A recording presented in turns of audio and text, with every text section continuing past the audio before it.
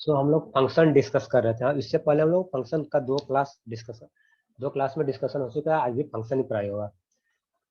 पहले हम लोग क्या पैरामीटर पासिंग, पिछले क्लास में भी पैरामीटर पासिंग करे थे, लेकिन उसमें हम लोग क्या करते थे, एक वैल्यू पास करते थे, दो वैल्यू, तीन या ऐसी कुछ लगभग 5 6 या 10 अप टू इस तरह से वैल्यू पास करते थे। उसमें एक सिंगल पैरामीटर पास करते थे या मल्टीपुल कर सकते हैं।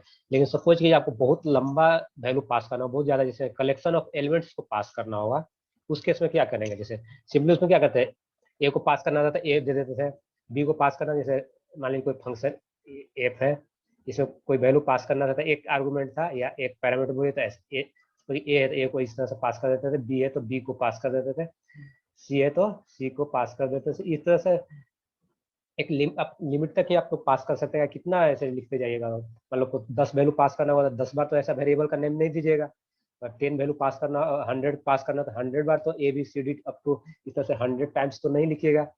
उस केस में ऐसे बहुत सारा लंबा एक लिस्ट ही पास करना होगा। उस केस में हम लोग एरे पास करते हैं। फंक्शन में एरे किस तरह से पास करते हैं, so, ध्यान दीजिएगा, when an array is pass to a function only the address is pass, means इसमें जैसे सपोज ये आप एरे डिक्लेयर करते हैं, सपोज ये आपका एरे है, का नेम दे दिए ए है।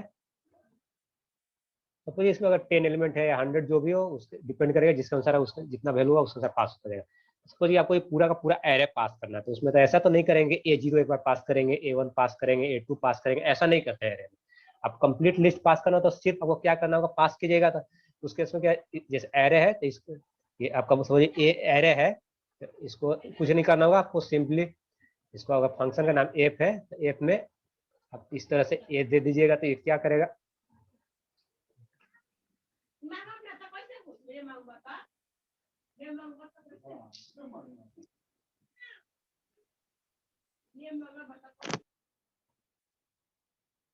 ध्यान दीजिएगा, एरे पास करना होगा तो कुछ नहीं करना होगा आपको, सिंपली एरे का नेम दे दीजिएगा।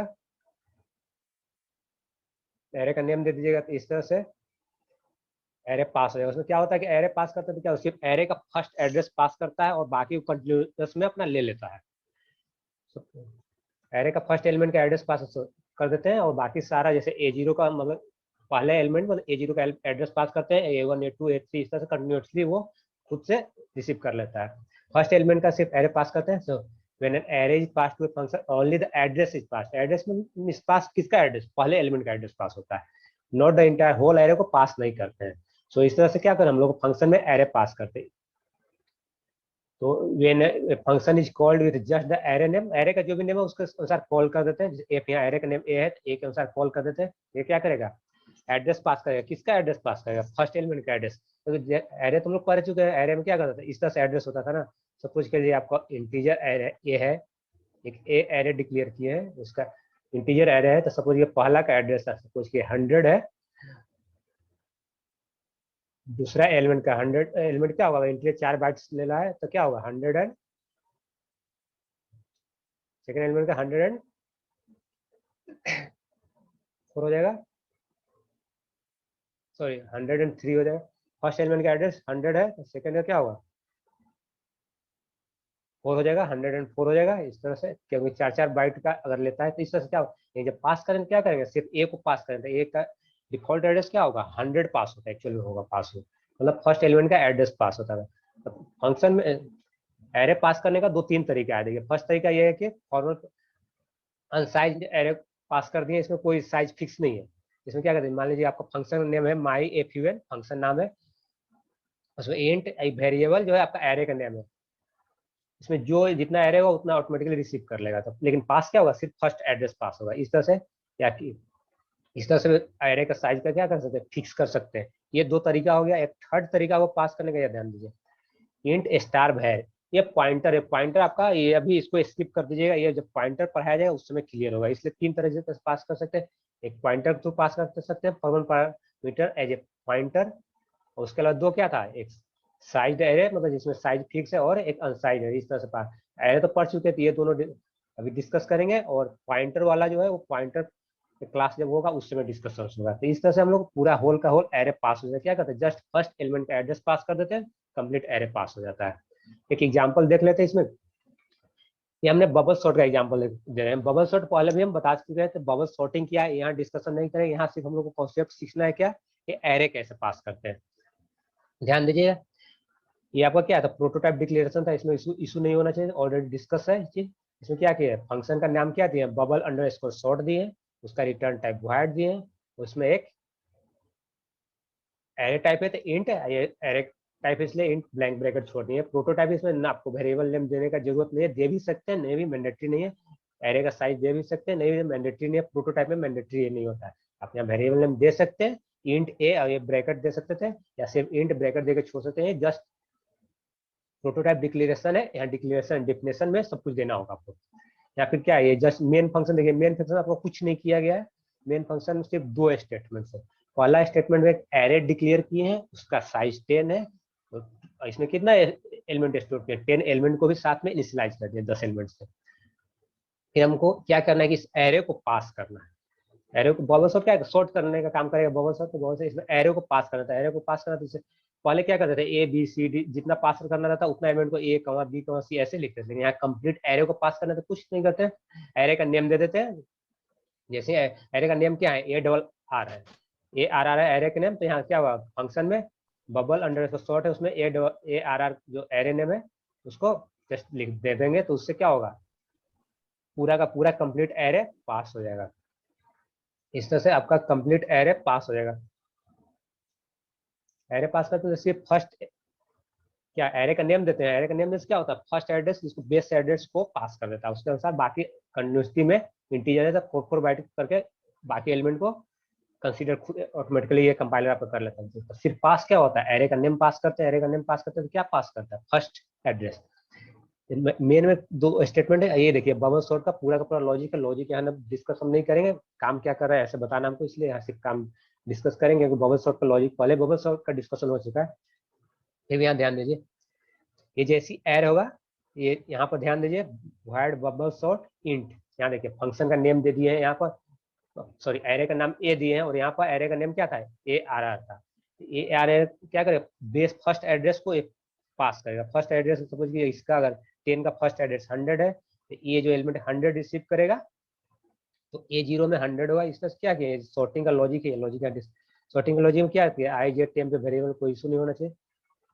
टोटल कितना 10 एलिमेंट है, तो आपका लॉजिक बबल सॉर्ट का डिस्कशन हो जाएगा। 0 टू कितना टाइम्स 12 वाला लूप लगेगा चलेगा, 0 टू लेस देन 9 में टोटल 0 टू 9 टाइम्स चलेगा।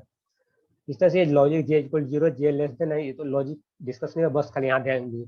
हमको एरे पढ़ाना, पासिंग पढ़ाना, इसलिए एरे का पासिंग पर फोकस करें।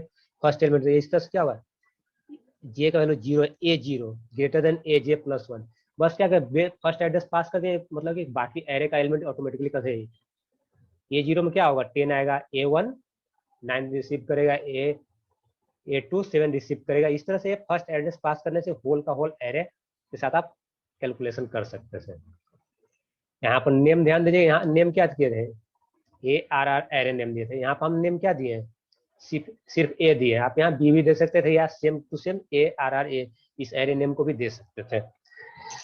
यहाँ देखिए साइज ब्लैंक छोड़े, ब्लैंक छोड़ने से क्या होगा, जितना ये पास नंबर ऑफ एलिमेंट इस एरे में होगा उतना ही ये रिसीव कर लेगा, इसलिए साइज यहाँ ब्लैंक छोड़ दिए। आप साइज दे सकते हैं, साइज दीजिएगा उस केस में क्या हो करना हो आपको, साइज दीजिएगा तो या तो 10 का साइज होना चाहिए या मोर देन 10 होना चाहिए, तभी रिसीव करेगा। कहीं यहाँ 10 एलिमेंट तो कम से कम 10 इसका साइज होना तो बेटर है, आप ब्लैंक छोड़ दीजिए, ऑटोमेटिकली रिसीव कर लेगा।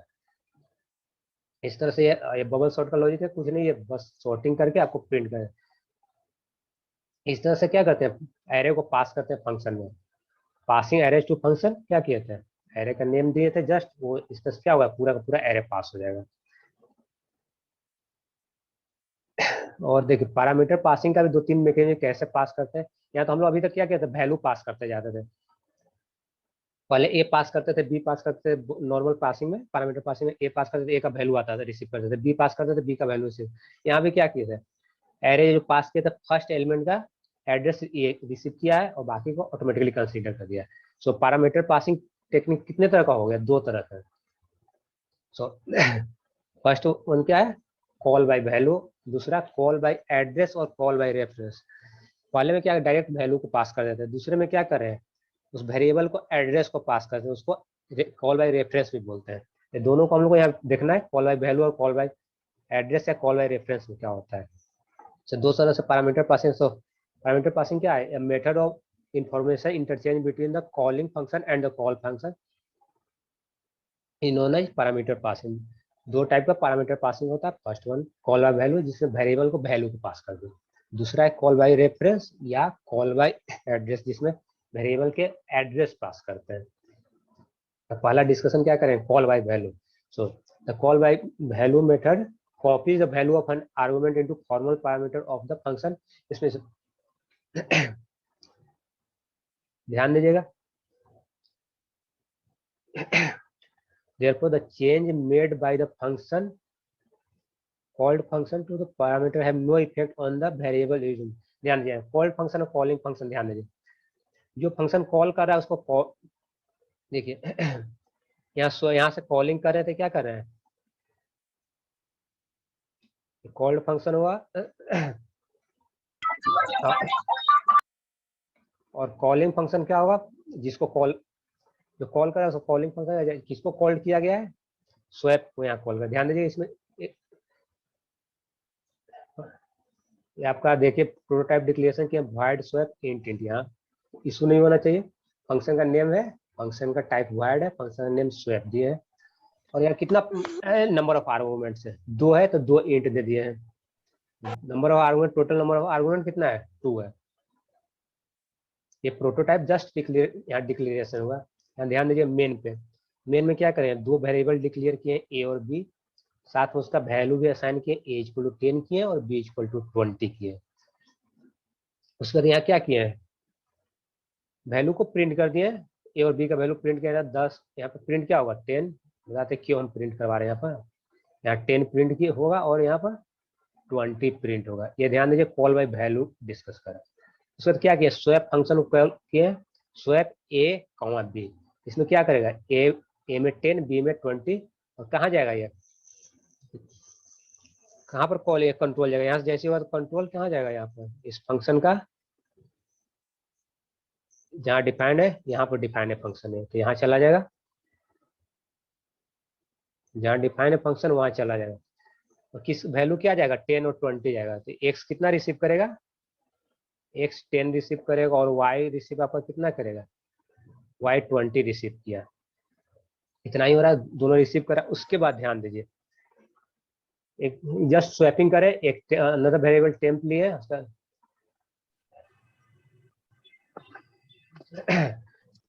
स्वैप फंक्शन में रिसीव क्या हुआ? वैल्यू 10 और 20, तो ये क्या कि यहाँ पर 10 प्रिंट करेगा। ध्यान दीजिएगा, यहाँ से 10 प्रिंट होगा और ये 20 प्रिंट करेगा। लेकिन हम लोग को वैल्यू स्वैप करना है, तो स्वैप का जस्ट लॉजिक है, टेम्प में एक्स किया, इसमें एक्स का वैल्यू कितना है? 10 इसमें गया, ध्यान देकर देखिएगा, और एक्स टेम्प में एक्स गया, और एक्स में कितना जा रहा है? एक्स में 20 जा रहा है, और वाई में फिर टेम्प करें मतलब वाई में 10 जा रहा है। इस तरह से क्या कर रहे हैं? यहाँ प्रिंट कर रहे हैं फिर से।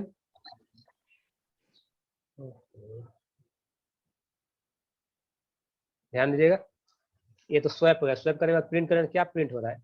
एक्स इक्वल टू कितना प्रिंट होना चाहिए? एक्स का वैल्यू क्या हो चुका है? एक्स इक्वल टू 20 और वाई इक्वल टू 10 प्रिंट हो जाएगा यहाँ पर। लेकिन ध्यान दीजिएगा, इसमें क्या बताना हम चाह रहे हैं। पहले वैल्यू क्या था? 10 20, तो ये स्वैप करके 20 और 10 प्रिंट, यहाँ तो वैल्यू स्वैप हो गया। लेकिन एक चीज और ध्यान दीजिए, ये तो स्वैप फंक्शन के अंदर स्वैप हुआ, और जैसे ये कंट्रोल एंड पर गया, यहाँ पर कंट्रोल गया, एक कंट्रोल एंड पर गया, तो फिर कहाँ चला जाएगा? जहाँ जो फंक्शन कॉल किया था उसके पास आएगा, यहाँ वापस आएगा। उसके बाद देखिए फिर से हम प्रिंट करें, प्रिंटफ आफ्टर स्वैपिंग इन मेन। मेन में तो मेन में ए और बी का वैल्यू क्या प्रिंट हो रहा है? ए का वैल्यू 10 ही प्रिंट होगा और बी का वैल्यू 20 प्रिंट हो रहा है।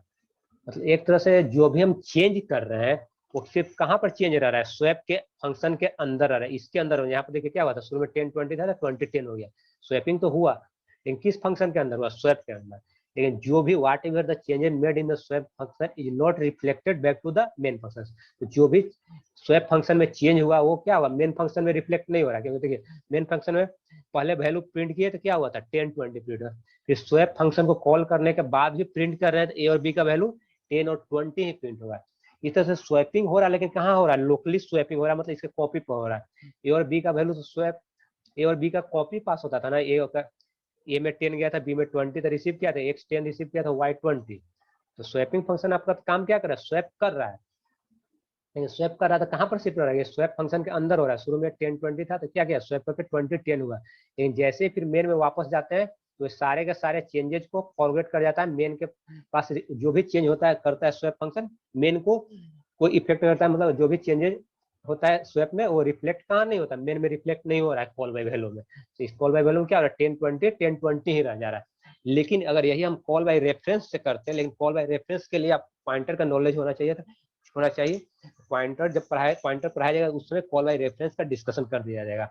सो कॉल बाय रेफरेंस करते हैं तो उस केस में क्या होता है, इसके एड्रेस पर काम करता है, तो इसलिए ओरिजिनल वैल्यू पर काम करता है। उस केस में चेंज जो भी होता है, इस स्वैप फंक्शन में जो भी चेंज होता है, वो ओरिजिनल वैल्यू पर चेंज करता है। यहाँ ए का वैल्यू 20 हो जाता है और बी का वैल्यू 10 हो जाता है। सो कॉल बाय रेफरेंस में क्या होता है, ओरिजिनल वैल्यू पर काम करता है। कॉल बाय रेफरेंस में ओरिजिनल वैल्यू पर काम करता है, और कॉल बाय वैल्यू में इसका कॉपी पर काम करता है। इसलिए जो भी फंक्शन यहाँ चेंज करेगा, वो मेन में चेंज नहीं हो रहा है।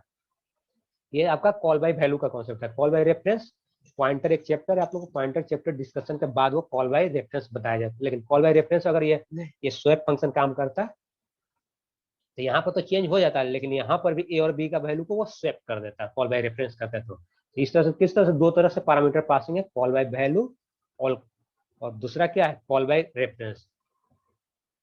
सो इसमें क्या हुआ, आपका पैरामीटर जो भी चेंज स्वैप फंक्शन हुआ था, वो कहाँ मेन में रिफ्लेक्ट नहीं हो रहा था। ये दो तरह से आपका स्वैपिंग हो गया। और ध्यान दीजिए, ये कॉल बाय रेफरेंस थोड़ा सा बता देते हैं कैसे कैसे काम करता है, डिटेल डिस्कशन पॉइंटर के बाद। इसमें क्या होता था, call by reference method copies the address of an argument. उसमें क्या था, वैल्यू को कॉपी किया था या एड्रेस को कॉपी किया into formal parameter inside the function. This address is used to access the argument. इसमें जो होगा एड्रेस को यूज करता है एक्सेस करने के लिए। सो देयरफॉर ध्यान दीजिए, changes made by the call called function to the parameter affect the variable used to the call it means calling function। so call by reference is achieved by passing a pointer। देखिए pointer यहाँ आ रहा है, pointer का knowledge अभी नहीं है आप लोग, लेकिन फिर यहाँ बता रहे हैं, थोड़ा सा समझ में आ जाएगा कैसे क्या करते हैं। देखिए इसमें एड्रेस कैसे, यहाँ पर ध्यान दीजिए, प्रोटोटाइप डिक्लेयर किए थे void swap int स्टार। ये पॉइंटर में आपको डिस्कशन होगा जब पढ़िएगा। आप खाली बस मान लीजिए एक पॉइंटर का डिक्लेरेशन इस तरह से करते।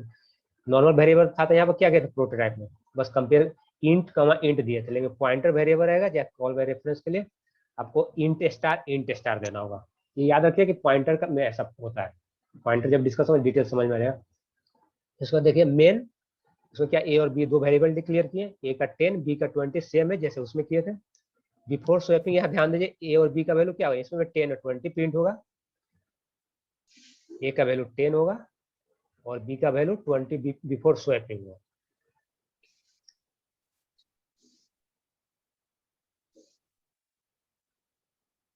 बिफोर स्वैपिंग ए का वैल्यू 10 है, बी का 20। और यहाँ पर ध्यान दीजिए, स्वैप एम्परसेंट ए एम्परसेंट बी लिखे, और ये पिछला में देखिए कॉल बाय वैल्यू में क्या लिखा था, ए स्वैप ए और बी लिखे। यहाँ पर वैल्यू का कॉपी पास कर, लेकिन यहाँ पर क्या करें, एम्परसेंट ए लिखने का मतलब यहाँ पर ए का एड्रेस पास कर रहे हैं और बी का एड्रेस पास कर रहे हैं। एड्रेस पास करने इसलिए हम लोग को यहाँ पॉइंटर डिक्लेरेशन होता है। पॉइंटर डिक्लेयर करने के लिए नॉर्मल, जैसे नॉर्मल वेरिएबल डिक्लेयर करते थे, क्या करते थे, एक लाइन में बता देते हैं। नॉर्मल वेरिएबल में इस तरह से हम लोग डिक्लेयर करते थे, इंट ए, ये आपका नॉर्मल वेरिएबल डिक्लेरेशन होता था, इस तरह से करते थे ना। लेकिन आपको पॉइंटर वेरिएबल डिक्लेयर करना होगा तो कुछ नहीं क्या होगा, इंट स्टार और ए करना होगा। इस तरह से पॉइंटर वेरिएबल डिक्लेयर होगा। बस खाली इतना ध्यान रखिए, एड्रेस पास करने के लिए आपको पॉइंटर टाइप वेरिएबल लेना होगा। तो इसलिए यहाँ पर इंट स्टार यहाँ पर स्वैप एम्परसेंट है एम्परसेंट बी, ए और बी के एड्रेस को पास किया है। एड्रेस को पास किया, इसमें सेम जैसे कंट्रोल वापस कहाँ जाएगा, स्वैप फंक्शन है, स्वैप फंक्शन देखिए। तो पॉइंट एड्रेस रिसीव करने के लिए यहाँ भी आपको फिर से पॉइंटर वेरिएबल ही लेना होगा, void swap int star Y. दो पॉइंटर वेरिएबल है, दोनों क्या किया, उसका एक्स और वाई के एड्रेस को रिसीव किया है। एड्रेस रिसीव करने से क्या होगा, ध्यान दीजिए, यहाँ पर एक बॉक्स बना लेते हैं समझाने के लिए आपको। एक्स और ये आपको वाई है।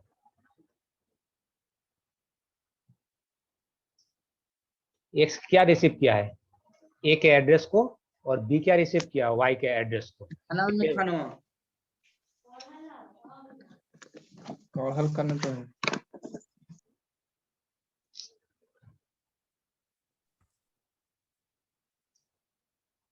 एक्स ए के एड्रेस को रिसीव किया और वाई बी के एड्रेस को रिसीव किया, और क्या इंटरचेंज करना था, टेम्पोररी वेरिएबल चाहिए। यहाँ पे देखिए बिफोर स्वैपिंग एक्स वाई का वैल्यू प्रिंट करें, क्या होगा 10 और 20 प्रिंट होगा इस लाइन में।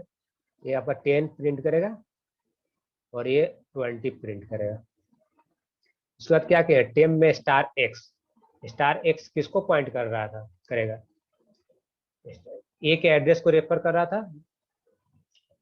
टेम में ए किसको रेफर कर, ए के एड्रेस को, ए में जो वैल्यू है उसको टेम में स्टोर करें या 10 में, और एक्स में क्या कर रहे हैं 20 में 20 जो वैल्यू है, और वाई में फिर से वापस 10।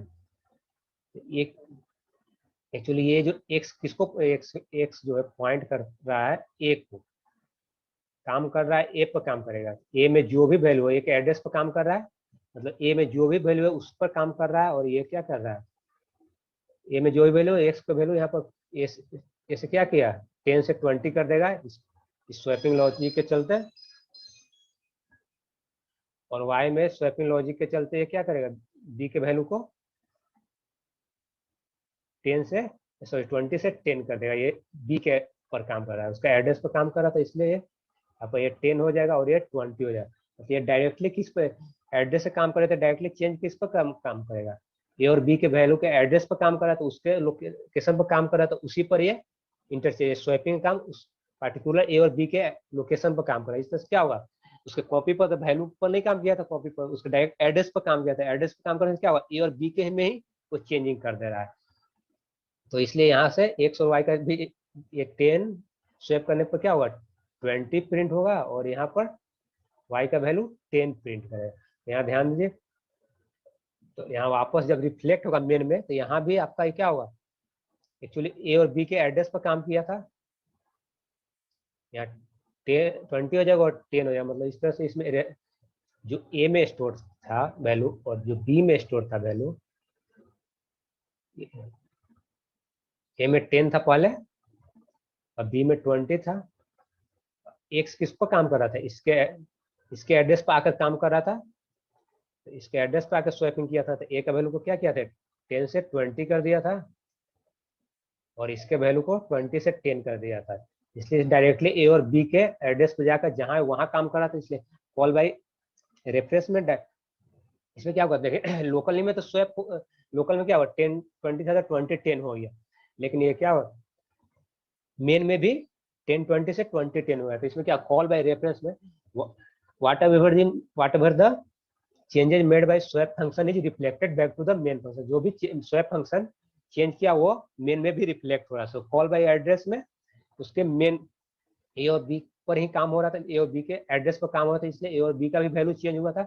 लेकिन कॉल बाय वैल्यू में क्या हुआ था, ऐसा नहीं हो पाया था, ए और बी के वैल्यू जो है उसका वैल्यू का कॉपी पर काम हो रहा था, इसलिए जो भी यहाँ लोकली चेंज हुआ था वो मेन में रिफ्लेक्ट बैक नहीं हुआ था कॉल बाय वैल्यू में। लेकिन कॉल बाय एड्रेस में क्या हुआ था, उसके एड्रेस पर जाकर काम कर रहे थे, इसलिए क्या हुआ था ए और बी का ही वैल्यू मतलब स्वैप हो गया, स्वैप कर पाए डायरेक्टली। यहाँ तो क्या लोकली जो भी चेंज हुआ स्वैप में वो मेन में भी चेंज हुआ, इसलिए कॉल बाय वैल्यू और call by reference call by address और कॉल बाय वैल्यू में यही अंतर है कि कॉल बाय वैल्यू में क्या होता है लोकली चेंज हो पाता है, उसका वैल्यू के कॉपी पर काम करते हैं, लेकिन कॉल बाय एड्रेस में क्या होता है जो ओरिजिनल वैल्यू था उसमें भी आप चेंज हो जाता है। इस तरह से जो भी लोकल में स्वैप फंक्शन या चेंज किया था वो मेन में भी चेंज हो रहा है, लेकिन कॉल बाय वैल्यू में जो लोकल में चेंज हुआ था वो मेन में चेंज नहीं हो रहा है। ये इस तरह से दो तरह से पैरामीटर पासिंग था, कॉल बाय वैल्यू और कॉल बाय रेफरेंस। इसमें थोड़ा सा ध्यान दीजिए, पॉइंटर का कॉन्सेप्ट आया, पॉइंटर अभी पढ़ाई नहीं हुआ, बस कल इतना ध्यान रखिए पॉइंटर डिक्लेयर करने के लिए यहाँ स्टार लगाते हैं, और एड्रेस कॉल रेफरेंस या कॉल बाय एड्रेस एड्रेस को रिसीव करने के लिए आपको पॉइंटर वेरिएबल डिक्लेयर करना होगा। नॉर्मल वेरिएबल आपका एड्रेस रिसीव नहीं करेगा, इसमें नॉर्मल वेरिएबल था, रिसीव क्या वैल्यू का कॉपी इस वेरिएबल के वैल्यू को रिसीव किया था। इसमें क्या हुआ था पॉइंटर वेरिएबल था जो इसका एड्रेस को रिसीव किया था।